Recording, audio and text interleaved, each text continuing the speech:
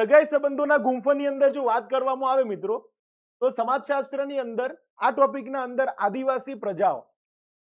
આદિવાસી પ્રજાની અંદર સગાઈ સંબંધોના ગુંફનનું શું મહત્વ છે એ મહત્વને સમજવાની કોશિશ કરીએ. કારણ એટલા માટે કે આ એવી એક માયાજાળ છે કે માત્ર આદિવાસી સમાજમાં જ નથી ચાલતી, એ દરેક સમાજમાં ચાલે છે. સગાઈ સંબંધોનું ગુંફન એટલે કે એક જાળું. જાળાનો મતલબ એવું કહી શકાય કે જ્યારે એક કુટુંબમાં રહેલો દીકરો કે દીકરીનું જ્યારે મેરેજ બીજા કુટુંબમાં રહેલા દીકરા કે દીકરી સાથે થાય છે, ત્યારે માત્ર ને માત્ર એ બંનેના વચ્ચે ખાલી લગ્ન નથી થતું, એક કુટુંબનો બીજા કુટુંબ સાથે સંબંધની અંદર વધારો થાય છે. આ વસ્તુ સમજાય છે. તો આદિવાસી સમાજની અંદર પણ આ વસ્તુને મહત્વ આપતા એવું દર્શાવવામાં આવે છે કે આદિવાસીનું એક કુટુંબ બીજા કુટુંબના સાથે પોતે શું થાય છે, કોન્ટેક્ટમાં આવે છે. કોના કારણે? સગાઈ સંબંધોના ગુંફનના કારણે. સમજાય છે? તો ચલો આને જોવાની કોશિશ કરીએ. કહે છે કે સગાઈ સંબંધોના ગુંફનમાં દરેક અનુસૂચિત જનજાતિની વ્યક્તિ જીવન વ્યતીત કરે છે. સગાઈ સંબંધોનો વૈજ્ઞાનિક અભ્યાસ દર્શાવે છે કે આદિમ જાતિઓના જીવનના મહત્વના પ્રસંગો જેવા કે જન્મ, મૃત્યુ તેમજ ધાર્મિક વિધિઓમાં પણ સગાઈ સંબંધોનું વિશેષ મહત્વ હોય છે. ભાઈ, ધાર્મિક વિધિઓમાં. કારણ એટલા માટે કે લગ્ન સંબંધ એવો છે કે જે જન્મથી લઈને જ્યારે લગ્ન થાય છે ત્યારથી લઈને જ્યારે મૃત્યુ પામે છે ત્યાં સુધી એ બંને જણા જુદા થઈ શકતા નથી. તો પછી દરેક વિધિઓ જ કેમ નથી હોતી? દરેક વિધિઓની અંદર આ સંબંધનું બહુ જ મહત્વ રાખવામાં આવેલું છે. હવે કહે છે શ્રાદ્ધ વિધિ હોય કે પૂર્વજ પૂજા કે શુભ અશુભ પ્રસંગોએ સગાઈ સંબંધો ઉપર આધારિત રૂઢિઓ, આચારો, નિયમો અને રિવાજો દ્વારા વ્યક્તિના વર્તનને નિયંત્રિત તેમજ અમુક જ દિશામાં પ્રવાહિત કરવામાં આવે છે. હવે બધા જાણે છે ભાઈ કે જ્યારે માણસનું લગ્ન થઈ જાય ત્યારે એને સામાજિક વ્યક્તિ તરીકે ઓળખવામાં આવે છે. અને જ્યારે સામાજિક વ્યક્તિ તરીકે એને ઓળખવામાં આવે ત્યારે એને સમાજના બધા જ રીત રિવાજોની સાથે એને પોતાનું જીવન જીવવું પડે છે. આ બધું જાણો છો ને? તો બસ આની અંદર બી એ જ વાત કરવામાં આવેલી છે કે આદિમ જાતની અંદર પણ જ્યારે વ્યક્તિનું સગાઈ સંબંધોનું ગુંફન એટલે કે લગ્ન જીવનમાં જ્યારે વ્યક્તિ બંધાય છે ત્યારે એ પોતે પોતાના રીત રિવાજો, નીતિ નિયમોની સાથે પોતાનું જીવન જીવતો થાય છે. એમાં પછી બધા જ નિયમો આવી જાય. જે સમાજ દ્વારા જે કંઈ પણ નિયમો ઘડવામાં આવેલા હોય એ બધા જ નિયમો એની અંદર આવી જાય અને એ નિયમોના આધારે એને જીવન જીવવું પડે છે. સમજ પડે છે ને? બરોબર. એના પછી એવું કહે છે કે આદિમ જાતિ પંચ.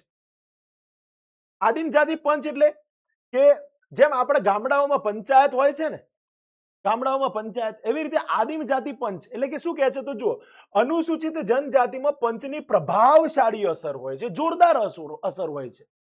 આ લોકો એ પ્રકારના કે સાહેબ જો સમાજની અંદર કોઈ પણ વ્યક્તિએ કોઈ ખોટું કાર્ય કર્યું છે તો તરત જ સજા, દંડની જોગવાઈ પણ એ લોકો ધરાવતા હોય છે. એમની પંચાયત કંઈક અલગ હોય છે અને કહે છે કે પંચ કહે તે પરમેશ્વરની. જોરદાર કહાવત છે ને મિત્રો, પંચ કહે તે પરમેશ્વરની. પંચે જેમ કીધું એમ જ અનુસરણ કરવાનું છે. પંચે કીધું મતલબ કે પરમેશ્વરે કહી દીધું. આવી મેન્ટાલિટી સાથે જીવે છે લોકો અને કહે છે પંચ કહે તે પરમેશ્વરની દ્રષ્ટિએ તેઓના સમાજમાં ન્યાયાધીશ અને કોર્ટનું કાર્ય પંચાયત જ કરે.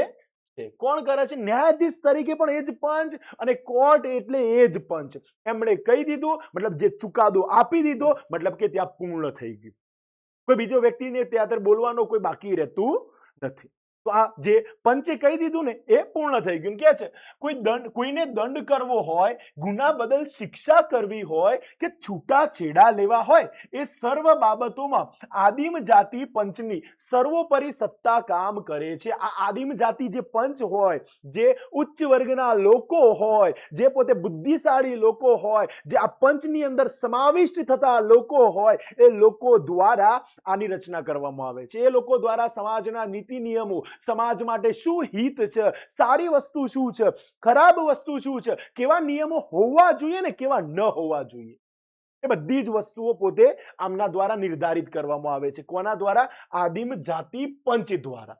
અને કે છે રાજકીય દ્રષ્ટિએ રાજ્ય સરકારનું નિયંત્રણ હોવા છતાં આપણા રાજ્યની અંદર છે ને, ગુજરાતની અંદર જે ગુજરાત સરકારનું નિયંત્રણ છે છતાં પણ આમનું જ્યાં વર્ચસ્વ હોય, ક્યાં કોનું વર્ચસ્વ હોય?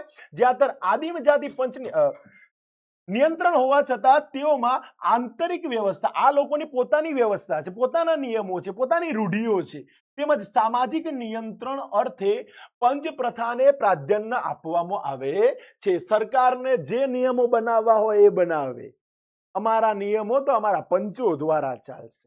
આવી આવી માન્યતા કોના દ્વારા માનવામાં આવે છે? તો આદિમ જાતિ દ્વારા, જે પોતાના રીત રિવાજો, પોતાના નીતિ નિયમો પોતે જાતે જ બનાવે છે ને પોતે પાળે બી છે. અને જો કોઈ પોતે એ નિયમોનો વિરોધ કરે, કોઈ એ નિયમો તોડે, તો એના બદલામાં એને સજા પણ આપે. સમજાય છે? બરાબર. આ આદિમ જાતિ પંચની વાત છે. હવે એના પછી વાત કરે છે યુવા ગૃહ. આદિમ જાતિ વર્ગની અંદર પણ યુવા ગૃહો જોવા મળે છે મિત્રો. શું કહે છે? તો જુઓ, યુવા સંગઠનો કોઈ પણ આદિમ જાતિમાં કેન્દ્ર સ્થાને હોય છે. કારણ એટલા માટે કે યુવાનો થી દેશ ચાલે છે. આપણા ભારતની જો વાત કરવામાં આવે તો ભારતની અંદર પણ જો દેશ ચાલતો હોય ને તો સૌથી વધારે યુવાનોથી. તમે કદાચ કામ કરતી વસ્તી અને કામ ન કરતી વસ્તી, આ બે ટોપિક જો ભણેલા હોય તો કામ કરતી વસ્તી અને કામ ન કરતી વસ્તીમાં, તો ન કરતી વસ્તીમાં જે 15 વર્ષથી નાની ઉંમરના લોકો હોય અને 64 વર્ષથી ઉપરના જે લોકો હોય એમાં કામ ન કરતી વસ્તી કહેવાય. અને જે કહેવાય છે ને 15 થી 35 વર્ષના સૌથી વધારે યુવાનો જે કામ કરતા લોકો તરીકે ઓળખાય છે. અને એક વસ્તુ કહેવાય ને કે યુવા ધન તરીકે ભારત દેશ આખા વિશ્વમાં પ્રથમ નંબરે છે. યુવા ધન તરીકે યુવાનોની અંદર ભારતનો નંબર પહેલો છે. તો યુવાનો થકી સમાજ આગળ વધે છે ને, યુવાનો થકી દેશ આગળ વધે છે ને, તો અહીંયા એવા જ યુવા ગૃહોની વાત ચાલી રહેલી. શું કહે છે કે આવા સંગઠનો યુવા ગૃહો તરીકે પણ ઓળખાય છે. બધી જ આદિમ જાતિઓ આવા યુવા ગૃહો ધરાવતી નથી. બધી જ આદિમ જાતિઓ, અલગ અલગ જાતિઓ ઘણી બધી હોય ભાઈ, એ બધી જાતિઓ જોડે આવા બધા યુવા ગૃહો હોતા નથી. અને કે છે પરંતુ કેટલીક આદિમ જાતિઓમાં આવા યુવા ગૃહો અસ્તિત્વ ધરાવે છે. સંયુક્ત અને વિભક્ત યુવા ગૃહો, સંયુક્ત એટલે કે જોડાયેલા અને વિભક્ત એટલે કે છૂટાછવાયા. વિભક્ત યુવા ગૃહો દ્વારા આદિમ જાતિની અપરિણિત યુવક યુવતીઓનું શું કરવામાં આવે છે? સામાજિકરણ. સામાજિકરણનું શું કહેવાય? હવે સામાજિક કોઈ પણ માણસ સમાજની અંદર આપણે પહેલા જ વાત કરી ચૂક્યા કે ક્યારે આવે છે માણસ સમાજમાં?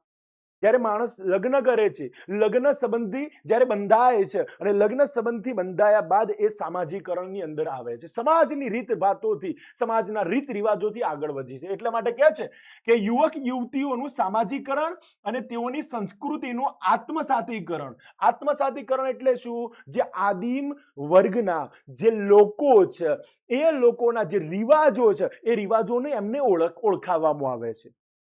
ભાઈ આ રિવાજો તમે પાળો, આ રિવાજોથી તમારું જીવન છે, આ રિવાજો થકી તમે જીવી શકશો. તો કહે છે ને એટલે કે આત્મસાતીકરણ કરવામાં આવે છે, એમને એ રિવાજો સમજાવવામાં આવે છે અને એનો અમલ કરાવવામાં આવે. બરાબર. હવે કહે છે અર્થવ્યવસ્થાનું સ્વરૂપ. મિત્રો એક વસ્તુ આમાં કહેવાની રહી ગઈ કે આ યુવા ગૃહો છે ને એ વારંવાર સેક્શન સી ની અંદર પૂછાયેલો પ્રશ્ન, તો થોડુંક આઈએમપી તરીકે આને સ્વીકારી લેશો. બરાબર. એના પછી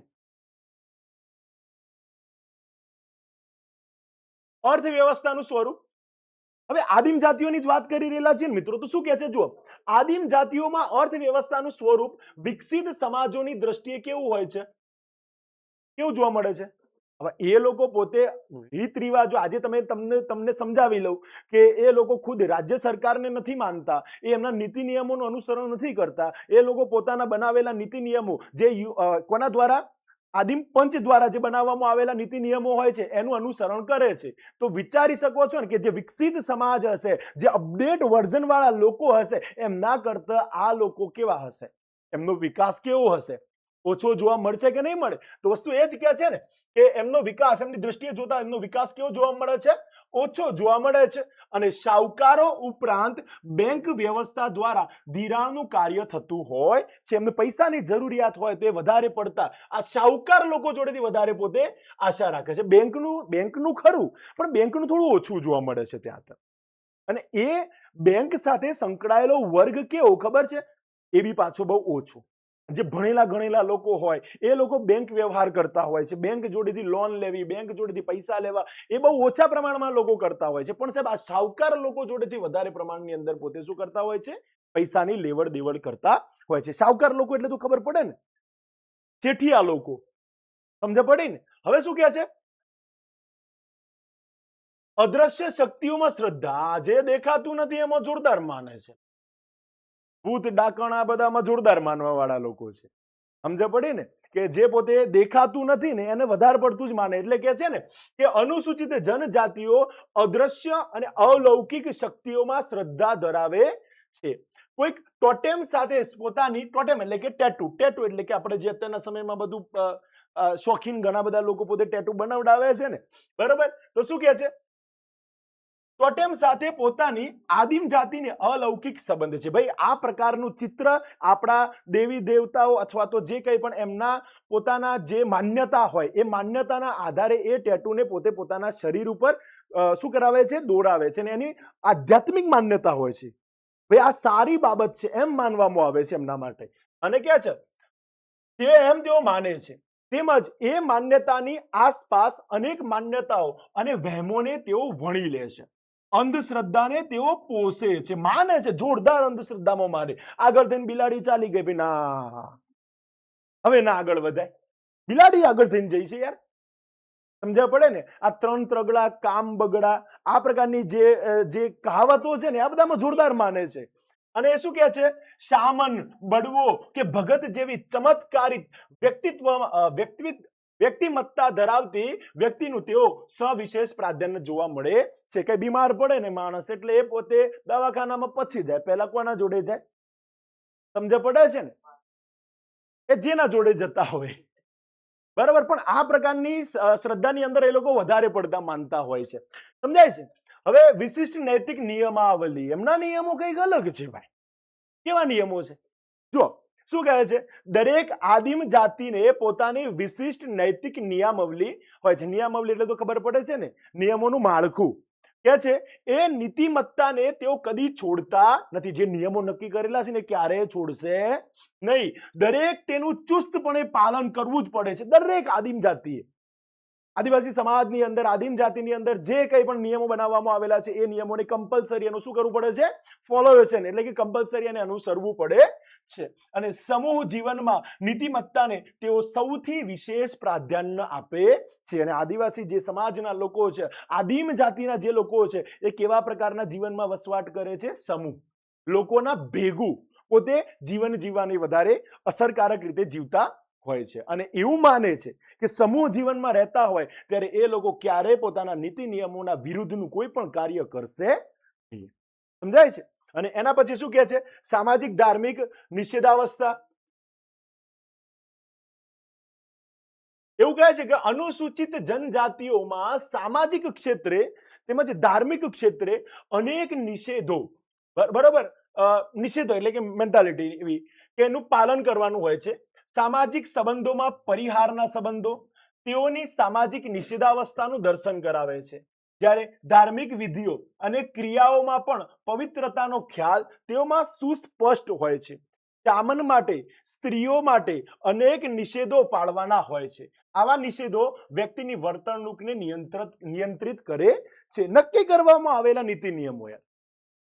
એ નીતિ નિયમોના અનુસંધાનની અંદર એમને પોતે શું કરવાનું હોય છે?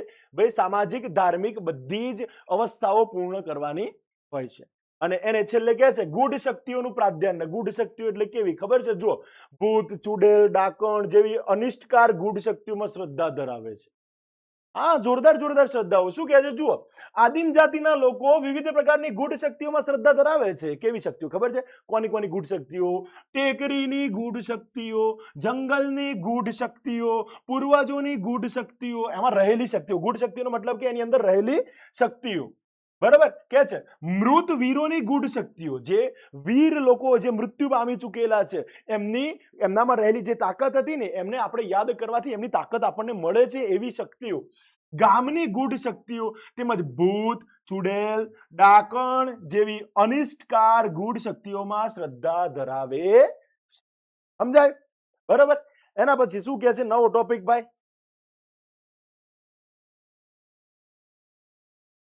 મૃત્યુ પછીના જીવનમાં શ્રદ્ધા. ફિલોસોફી છે, લાગણીઓ છે ને, લાગણીગત જીવન જીવે છે ને. તો શું કહે છે?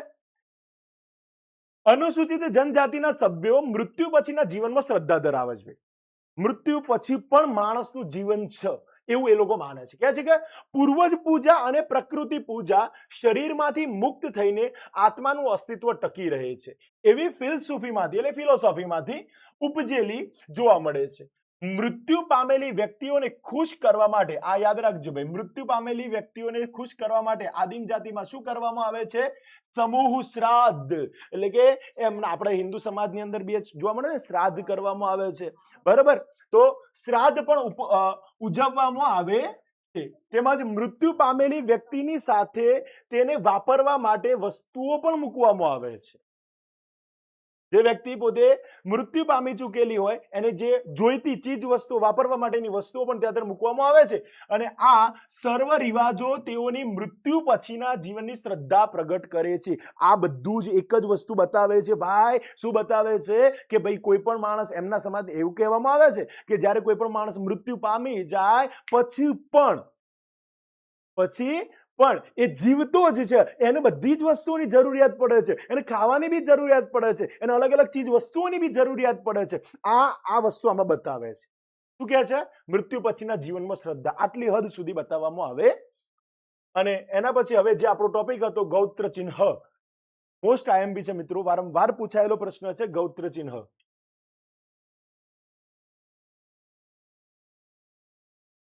નિષેધ અને છુંદડા, ગૌત્ર ચિહ્ન, ટોટેમ, ટેબુ, ટેટુ, બરાબર, અલગ અલગ શબ્દોથી આને ઓળખવામાં આવે છે. આજના સમયમાં સાહેબ એવું કશું રહ્યું જ નથી કે માત્ર ને માત્ર આદિમ જાતિના લોકો જ પોતે ખાલી ટેટુ દોરાવે. અત્યારના સમયમાં તો એક ફેશન બની ગયેલી છે અને દરેક વ્યક્તિઓ પોતે પોતાના શોખ ખાતર અલગ અલગ પ્રકારના શોખ હોય એ પ્રકારના અલગ અલગ ટેટુ દોરાવતા હોય છે. શું કહે છે? તો જો ભારતની અનેક અનુસૂચિત જનજાતિઓ ગૌત્ર ચિહ્નમાં શ્રદ્ધા ધરાવે છે. ગૌત્ર ચિહ્નમાં, ગૌત્ર ચિહ્ન એટલે ખબર પડે છે ને, એમનું પૂર્વજો દ્વારા નક્કી કરવામાં આવેલું ચિહ્ન હોય એ ચિહ્નને જ પોતે શું માને છે? પોતાનું ગૌત્ર ચિહ્ન. અને એ ગૌત્ર ચિહ્ન પોતાના શરીર ઉપર દોરાવે છે. ક્યાં છે?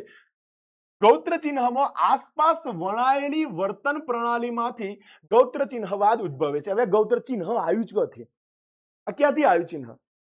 તો આજુબાજુ જે પ્રકૃતિ સાથે પોતાનું જે જીવન જીવે છે, અને જેમ તમે બધા જાણો છો કે આદિમ જાતિના લોકો પોતે મોસ્ટ ઓફ જંગલ વાળા વિસ્તારની અંદર વધારે રહેતા હોય, તો કે છે ને એવા વિસ્તાર એટલે કે પ્રકૃતિ વાળો વિસ્તાર કહેવાય. અને પ્રકૃતિ વાળા વિસ્તાર સાથે જોડાયેલા હોય તો આજુબાજુ પ્રકૃતિમાંથી જ કંઈક ચિત્ર, કંઈક ચિહ્ન એમને મળી આવે છે જે પોતે ગૌત્ર ચિહ્ન તરીકે એને સ્વીકારે. બરાબર. હવે શું કહે છે? તે જ રીતે નિષેધોનું પ્રાધાન્ય તેઓમાં સવિશેષ પ્રાપ્ત થાય છે. તેમજ છુંદાવવાનો રિવાજ લગભગ ઘણી ખરી આદિમ જાતિઓમાં જોવા મળે છે. ભાઈ અમુક વખતે છે ને એ ટેટુ ઉપરથી જ ઓળખી લેવામાં આવે કે ભાઈ આ ફલાણા સમાજનો છે કે ફલાણી જાતિનો છે. સમજ પડે છે? અને એના પછી કહે છે આમ ટોટેમ, ટેબુ, ટેટુ એમ ત્રણેય અસ્તિત્વ લગભગ બધી જ આદિમ જાતિઓમાં પ્રાપ્ત થાય. કયા કયા શબ્દોથી? ટોટેમથી, ટેબુથી અને ટેટુ, એવા ત્રણેય અસ્તિત્વ લગભગ બધી જ આદમ જાતિઓમાં જોવા મળે છે. આ આઈએમપી પ્રશ્ન છે મિત્રો. આ મોસ્ટ ઇમ્પોર્ટન્ટ પ્રશ્ન છે, થોડો ખાસ તૈયાર કરી લેવો. બરાબર. મોસ્ટ એટલે મોસ્ટ આઈએમપી છે. વારંવાર એક શબ્દ વાપરી રહેલો છું એટલા માટે.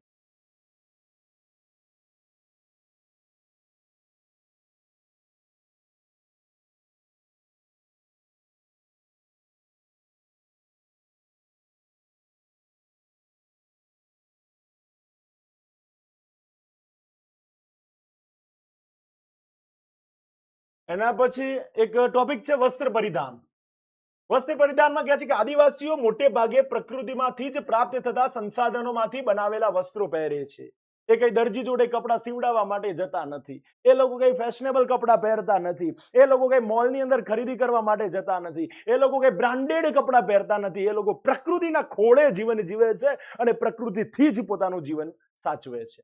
એટલા જ માટે એમના કપડા પણ પ્રકૃતિ સમા હોય છે. શું કહે છે? તો જો વિકસિત સમાજના સંપર્કમાં આવતા તેઓ આધુનિક વસ્ત્ર પરિધાન કરતા પણ થયા છે. આજના સમયની અંદર આદિમ જાતિના લોકો ઘણા, એવું નથી કે બધા જ લોકો પછાત સમયની અંદર જીવન જીવે છે. ઘણા બધા લોકો છે યાર. કે જે લોકો આજે વિકસિત સમાજની સાથે, જે અપડેટ વર્ઝન વાળો જે સમાજ છે ને, એ સમાજના સાથે જીવન જીવે છે, અને આજે એ લોકો પણ આ પ્રકારના કપડા, એટલે કે જે વિકસિત સમાજના લોકો કપડા પહેરે છે ને, એ પ્રકારના કપડા એ લોકો પણ પહેરતા થયેલા છે. તો બીજી બાજુ જે આદિવાસીઓ જંગલના ઊંડાણ વાળા વિસ્તારમાં રહે છે, તેઓ હજી પણ ઓછા વસ્ત્રો પહેરે છે, જેમ કે અંદમાન નિકોબારના વસતા જારવા આદિવાસીઓ. જારવા આદિવાસીઓ કયા કયા છે ભૈયા? જારવા આદિવાસી જાતિનું નામ છે ભાઈ. જારવા આદિવાસી જે લોકો છે એ અંદમાન અને નિકોબારમાં વસતા લોકો આજે પણ જંગલના ઊંડાણ વાળા વિસ્તારમાં રહે છે. ક્યાં રહે છે? જંગલના ઊંડાણ, મતલબ કે જ્યાં તર કોઈ વ્યક્તિ પોતે આસાનીથી પહોંચી શકે નહીં. સમજ પડે છે ને? એવા ઇલાકામાં પોતે રહે છે ને, એ પોતે પોતાના સાથે જે કંઈ પણ ખાવા, રહેવા, પીવાની જે કંઈ પણ ચીજ વસ્તુઓ ને બધી શામાંથી પૂરી કરે છે? પ્રકૃતિમાંથી. શામાંથી? પ્રકૃતિમાંથી દરેકે દરેક વસ્તુઓ પૂર્ણ કરે. બરાબર. હવે એના પછી કહે છે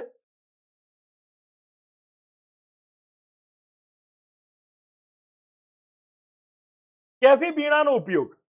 કેટલાક આદિવાસીઓમાં સામાજિક ધાર્મિક પ્રસંગોએ તેઓની પરંપરાના ભાગરૂપે, હવે યાદ રાખજો ભાઈ, કેફી માટે કયા કયા? તો મહુડો, તાડી, કેફી પીણાનો ઉપયોગ થાય છે. જો કે હવે વિવિધ ધર્મ સંપ્રદાયો અને સુધારકોના સંપર્કના કારણે આવા નશાકારક પદાર્થોના સેવનનું પ્રમાણ ઘણું ઓછું થયેલું છે. ભાઈ એક તો વસ્તુ છે આ મહુડો ને આ બધી વસ્તુઓ શું છે તમે બધા જાણો છો યાર, વસ્તુ સમજાય છે ને? નશાવાળા પદાર્થો છે, અને નશાવાળા પદાર્થો કેવા હોય કે જે માણસને પોતાની જે બુદ્ધિ છે, મતિ છે, વિવેક છે, શાન છે, સમજણ છે, આ બધાને એકદમ તળિયે નાખી દે એવી રીતે પોતે વર્તન કરે છે પછીમાં. તો કહેવાનો મતલબ સમજી શકો છો ને કે આજના સમયમાં આ જે લોકો છે એ લોકો વિકસિત સમાજના સંપર્કમાં આવવાના કારણે, ઘણા એવા બુદ્ધિશાળી લોકોના સંપર્કમાં આવવાના કારણે આવા કેફી દ્રવ્યોના પદાર્થથી, નશાથી કેવા થતા જોવા મળે છે? દૂર થતા જોવા મળે છે. અને એના પછી શિક્ષણનું ઓછું પ્રમાણ. હવે કહે છે કે શહેરી સમાજની તુલનામાં અનુસૂચિત જનજાતિમાં શિક્ષણનું પ્રમાણ કેવું જોવા મળે છે? ઓછું. ખાસ કરીને જે શાળા કે કોલેજ ઉપલબ્ધ નથી એવા અંતરિયાળ વિસ્તારોમાં. આજના સમયમાં સરકાર દ્વારા ઘણા બધા એવા સારા સારા પ્રયાસો કરવામાં આવે છે. કયા સારા સારા પ્રયાસો કરવામાં આવે છે? કે ભાઈ આદિવાસી વિસ્તારની અંદર આશ્રમ શાળાઓ ઓપન કરવામાં આવે છે. આશ્રમ શાળાઓનો ઉદ્દેશ્ય શું છે?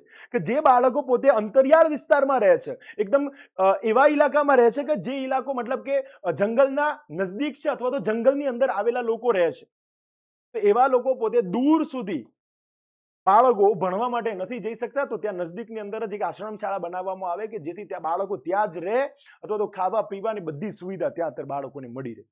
સમજ પડે છે? તો કોલેજો અને એક વસ્તુ એ બી છે કે ભાઈ ત્યાં શિક્ષણનું ઓછું પ્રમાણ જોવા મળે છે આદિમ જાતિમાં. કેમ? કારણ કે એ લોકો સ્કૂલો અને કોલેજોના સંપર્કમાં જ વધારે આવતા નથી. બરાબર ને? અત્યારનો સાહેબ આ વસ્તુ છે ને, આ જે ટોપિકો લખવામાં આવેલા છે ને, એ ટોપિકો બહુ જૂની બુક છે આ આપણી. અને આજના સમયની જ્યારે વાત કરવામાં આવે ને, તો ઘણા બધા બાળકો છે જે પોતે પોતાના લાઈફને સુધારવા માટે આજે પોતાનું એક કલ્ચર છોડીને આજે એક વિકસિત સમાજ સાથે સંપર્ક સાધીને પોતે આગળ વધી રહેલા છે, અને સારામાં સારું જીવન જીવે જ છે ને યાર. સારામાં સારી ઊંચામાં ઊંચી પોસ્ટ ઉપર પોતે પોતાની નોકરી કરે જ છે ને. સમજાય છે ને વસ્તુ? બરાબર. અહીંયા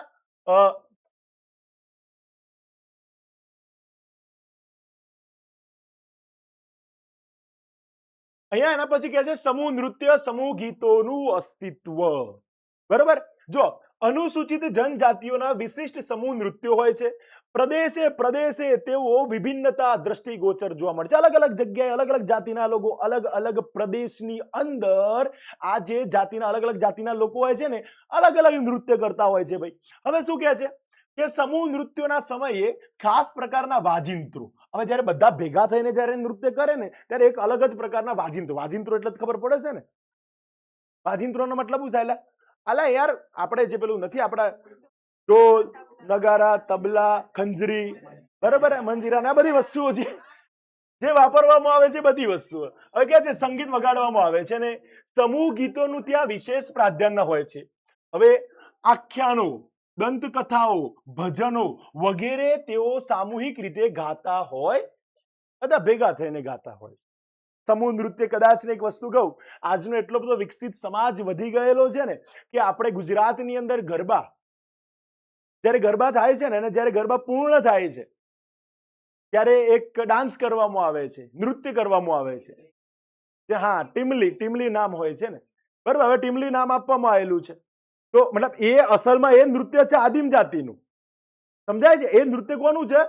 આદિમ જાતિનું. અને તમે વિચારી શકો છો કે સાહેબ આદિમ જાતિ અને વિકસિત સમાજ બંને આજના સમયમાં કોઈ ઉચ્ચ નીચનો ભેદભાવ નથી ભાઈ, બધા જ ઇક્વલ છે અને બધા ઇક્વલ થઈને રહ્યા છે ને, જેના કારણે આજના સમયમાં આદિમ જાતિના રીત રિવાજો વિકસિત સમાજે અપનાવ્યા છે ને, આ જે વિકસિત સમાજના જે રીત રિવાજો છે ને એ આદિમ જાતિ અપનાવેલા જોવા મળે છે. જોવા મળે છે કે નથી મળતા? આ વસ્તુ ક્યાં છે ને, તો મેળાઓ અને ઉત્સવોની મહત્તા. આ આપણે જે લોકો છે તમે બધા પણ મેળાઓનો તો સાહેબ જોરદાર આનંદ મેળવો છો. હા, જો શું કહે છે, આ સમૂહ જીવનમાં મેળાઓ અને ઉત્સવો દ્વારા તેઓ ઉલ્લાસ, આનંદ અને ઉત્સાહની અભિવ્યક્તિ કરે છે. એમના જીવનના એકદમ ખુશીના મોકા, એ પોતાના ત્યોહાર એકદમ મોજ શોખથી જેને મનાવી શકે ને એને કહે છે ઉલ્લાસ, આનંદ અને ઉત્સાહથી આ પોતે અભિવ્યક્ત કરે છે. અને વિવિધ ઋતુઓ સમયે ઉજવાતા ઉત્સવો, તહેવારો અને મેળાઓ તેમને ઉત્સાહસભર બનાવે છે. અલગ અલગ ઋતુઓની અંદર, અલગ અલગ સમયની અંદર જેમ જેમ એમના જે તહેવાર આવતા હોય એ તહેવારોના સમયે નૃત્ય કરીને અથવા તો આવા મેળાઓ ભરીને એ પોતે ઉષ્મા ભરેલું શું કરતા હોય છે? આનંદ અને ઉલ્લાસ મનાવતા હોય. સમજાય છે? બરોબર. અને એના પછી કે છે જૂથ એકતા અને જૂથ સભાનતા. શું કે છે? જુઓ, અનુસૂચિત જનજાતિઓમાં જૂથ એકતાનું સવિશેષ પ્રમાણ જોવા મળે છે અને સમગ્ર સમૂહ એક તાંતણે બંધાયેલો હોય છે. હા, એ વાત જોરદાર છે સાહેબ. એક પરિસ્થિતિ એવી છે ને સાહેબ, આમનામાં યુનિટી જોરદાર હોય છે. યુનિટી સખત હોય છે. ગ્રુપના કોઈ એક વ્યક્તિને પણ કંઈ પણ થાય ને તો પણ આખું ગ્રુપ પોતે ઊભું થઈ જાય છે. સમજાય છે? કોઈ પણ એક નાનામાં નાની તકલીફ જો કોઈ એક સમુદાયના કોઈ એક નાના માણસને બી થઈ જાય ને તો પણ આખું ગ્રુપ પોતે એનો સાથ આપવા માટે ઊભું થઈ જાય છે.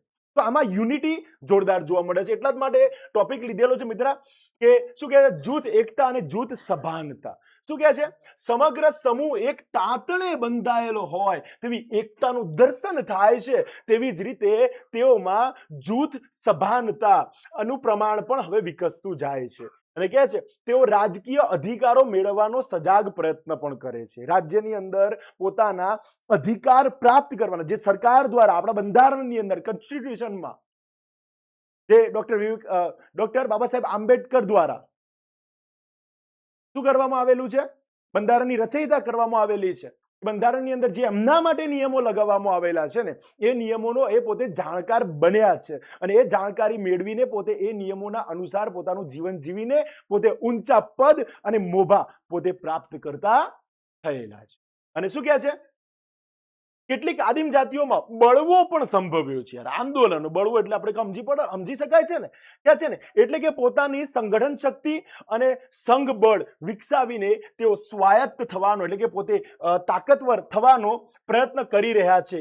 સામાજિક, ધાર્મિક અને રાજકીય આંદોલનનું અસ્તિત્વ તેઓમાં જોવા મળે છે. અને કહે છે વિદ્યાર્થી મિત્રો અહીં એ પણ સમજવું જરૂરી છે કે ભારતની આદિમ જાતિઓ વિશે ઉપર દર્શાવેલા લક્ષણો તેઓની સમગ્ર વ્યવસ્થા અને જીવન પદ્ધતિનો સુસ્પષ્ટ ખ્યાલ પ્રસ્તુત કરે છે. એકદમ ઇઝીલી તમને સમજાવવાની કોશિશ કરવામાં આવેલી છે મિત્રો. સમાજની વાત કરી રહેલા છીએ. સમાજની અંદર જ્યાં સમાજની સૌથી પહેલી શરૂઆત જે જગ્યાએથી થયેલી હતી એ વસ્તુની વાત કરી રહેલા છીએ, આદિમ જાતિ. આજના સમયમાં કઈ આપણા પૂર્વજોને ડાયરેક્ટ જ સાહેબ બંગલા, ગાડી નહોતું મળી ગયેલું. એ લોકો પણ કંઈક એવો સમય હતો કે જે પોતે એક નાના નાના કસ્બાઓમાં, નાના નાના ગામડાઓમાં અને પછી શહેરોની અંદર આવીને વસેલા છે. સમજ પડે છે? તો એવા સમાજની શરૂઆત થયેલી હોય ને એવા આદિમ જાતિ જે આજે પણ એ પ્રકારનું જીવન જીવે છે. અને ઘણા બધા આદિમ જાતિના લોકો જે છે એ પોતે એ પ્રકારના જીવનને છોડીને પોતે પોતાના પ્રગતિના પંથ ઉપર આગળ વધીને આજના સમયની અંદર ખૂબ આગળ નીકળી પણ ગયેલા છે. સમજાય છે ને વસ્તુ? તો કે છે ને કે દરેક આદિમ જાતિમાં આ સર્વ લક્ષણો હોવા જ જોઈએ એવું અનિવાર્ય પણ નથી કે દરેક આદિમ જાતિમાં સાહેબ આટલા જે આપણે 1919 લક્ષણો જોયા એ બધા કમ્પલસરી હોવા જોઈએ એવું યોગ્ય નથી. અને આ સર્વ લક્ષણોને એક સાથે સમાવેશ કરતી આદિમ જાતિઓ પણ પ્રમાણમાં ઓછી છે. આ 1919 જે લક્ષણો છે એ બધા લક્ષણો એક જ જાતિમાં જોવા મળે એવી જાતિ પણ બહુ ઓછી છે. એ જાતિઓ પણ વધારે જોવા મળતી નથી, કારણ કે મોસ્ટ ઓફ તો આજના સમયની જે જાતિઓ છે ને બેટા, એ જાતિઓ કેવી છે ખબર છે કે આજના સમયમાં જે એડવાન્ટેજ કલ્ચર છે, બરાબર, આજના સમયમાં જે અપડેટ વર્ઝન વાળું જે કલ્ચર છે ને, એ કલ્ચરની અંદર પોતે સમાઈ ગયા છે, અને એના કારણે પોતે પોતાની જૂની રીત રસ્મો, જે પૌરાણિક જીવનશૈલી હતી ને, એને છોડીને ક્યાંય આગળ વધી ગયેલા. સમજ પડે છે ને? અમુક જ છે યાર કે જે પોતે પોતાની જે પૌરાણિક રીત રિવાજોને કેવી કરી રાખી છે, પકડી રાખી છે. સમજ પડે છે? અને છેલ્લે કહે છે કે મજમુદાર અને મદને દર્શાવેલી આદિવાસીઓની ઉપરયુક્ત લાક્ષણિકતાઓમાં સમયાંતરે ઘણું બધું પરિવર્તન આવેલું. આ બે જણાને યાદ રાખજો મિત્રો. કોણ? મજમુદાર અને મદને. આ બંને જણાએ થઈને 19 લક્ષણો આદિમ જાતિના આપ્યા છે. કોણે આપેલા છે? મજમુદાર અને મદને. યાદ રહેશે? ઓકે, ચલો ભાઈ. હવે